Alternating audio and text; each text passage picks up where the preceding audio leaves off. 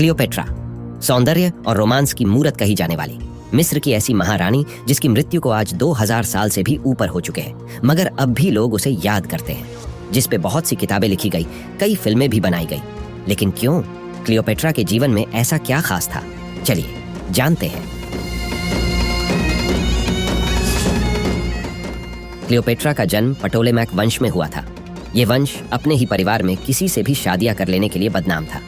इसके पीछे उनका उद्देश्य राजवंश की रक्षा करना और अपने एक ही परिवार के अंदर शक्ति बनाए रखना था। तो ऐसे में क्लियोपेट्रा ने भी यही किया। उसने अपने 2 भाइयों पटोलेमी 13 और पटोलेमी 14 से विवाह किया और बाद में खुद क्लियोपेट्रा ही इन दोनों भाइयों की मौत का कारण बनी। दरअसल पहले उसने अपने छोटे भाई पटोलेमी 13 से शादी की। इस दौरान छोटे भाई की उम्र महज 10 वर्ष थी, जबकि क्लियोपेट्रा की आयु 18 वर्ष थी। इस विवाह के बाद दोनों भाइयों के बीच तकरार शुरू हो गई और उनके बीच ताकत की जंग होने लगी, जिसने एक गृह युद्ध का रूप ले लिया। इसी बीच जूलियस सीजर की मदद से क्लियोपेट्रा ने अपने छोटे भाई की सेना को परास्त कर उसे नील नदी में डुबोकर मरवा दिया। फिर उसने अपने दूसरे भाई पटोलेमी 14 से शादी की और कहते हैं शायद क्लियोपेट्रा के आदेश पर ही बाद में उसे भी मार दिया गया। गौरतलब है कि इन आपसी विवाहों के बावजूद क्लियोपेट्रा का नाम सबसे ज्यादा जूलियस सीजर और मार्क एंथोनी जैसे रोमन सम्राटों के साथ लिया जाता है। इन दोनों से न सिर्फ उसने शादी करके बच्चे पैदा किए, बल्कि इन्हीं शादियों की वजह से आगे चलकर वो मिस्र की आखिरी फेरौन भी बनी। जिस तरह से क्लियोपेट्रा सबसे अलग थी, कुछ वैसे ही उसके अपने रंग रूप की देखभाल करने के तरीके भी थे। अपनी अपीयरेंस को बेहतरीन बनाए रखने के लिए उसने कई तरह के महंगे और अनोखे सौंदर्य उपचार इजाद किए, जिनमें से एक उपचार था गधों के दूध से नहाना। जी हाँ, माना जाता था कि गधों के दूध में त्वचा को मुलायम बनाने और जवां दिखाने के गुण होते हैं। ऐसे में क्लियोपेट्रा प्रतिदिन गधों के दूध से नहाती थी और इतने दूध के लिए हर दिन उसे 700 दूध देने वाले गधों की आवश्यकता होती थी। अपने होठों को सुर्ख लाल बनाने के लिए क्लियोपेट्रा कुचली हुई चींटियां, कारमाइन और बीजवैक्स का मिश्रण बनाकर लगाती थी।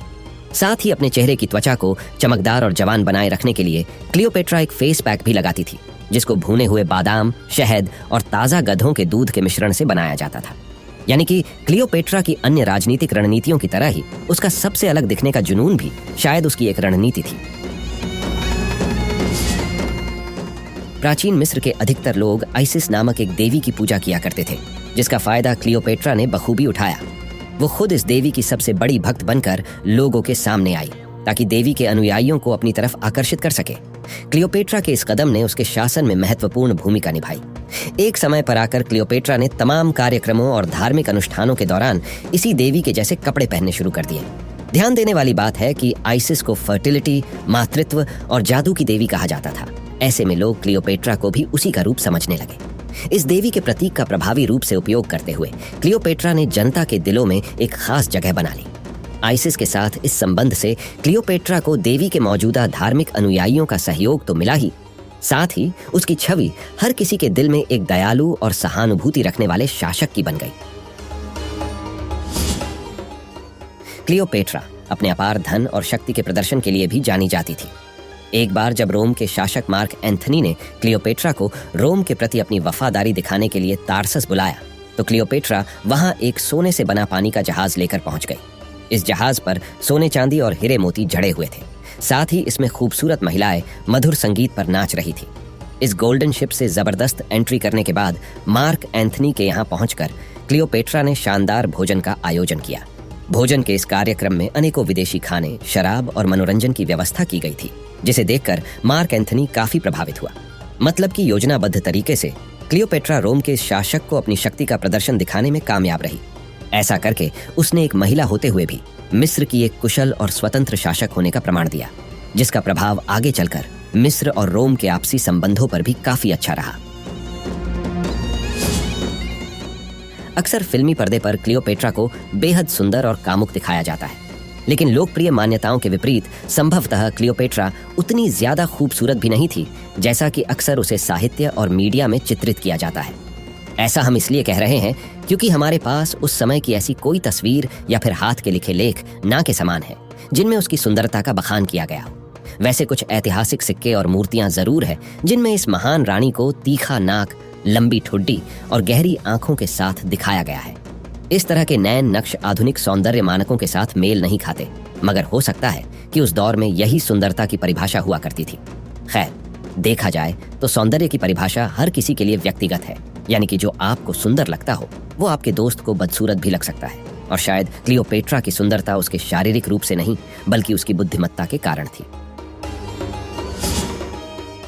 क्लियोपेट्रा की मौत किन कारणों से हुई, ये सवाल आज भी इतिहासकारों के बीच एक चर्चा का विषय है। एक कहानी के अनुसार उसने आखिर में खुद को एक सांप से कटवाकर आत्महत्या कर ली थी। हालांकि इसके अलावा भी क्लियोपेट्रा की मौत के कुछ अन्य किस्से भी मशहूर हैं, जिसमें उसकी मौत सांप के काटने से नहीं होती। देखा जाए तो शायद हम कभी नहीं जान पाएंगे कि उसकी मौत कैसे हुई, मगर इतना जरूर है कि मरने से पहले ये रानी इतिहास के पन्नों में अपना नाम हमेशा के लिए अमर कर गई।